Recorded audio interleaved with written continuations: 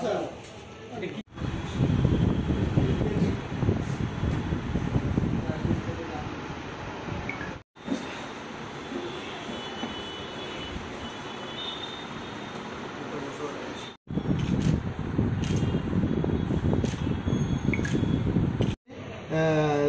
শেখ এবং আজিম উদ্দিন, তারা দুজনকে গতকালকে আমরা সিটি সেন্টার এলাকা থেকে অ্যারেস্ট করি।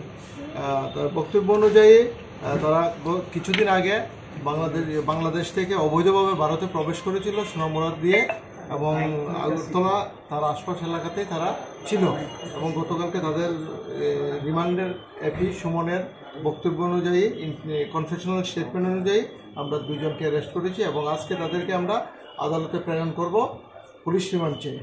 কয়টার সময় তাদেরকে গতকাল 3টার দিকে তাদেরকে আমরা তাদের কাছ থেকে আমরা কিছু 2টা মোবাইল আমরা উদ্ধার করেছি এবং কিছু কাগজপত্র। কোন জায়গায় থাকতো তারা? এখানে তারা সিটি সেন্টার এলাকাতে, এখানে একটা ফ্ল্যাটে কাজ করে।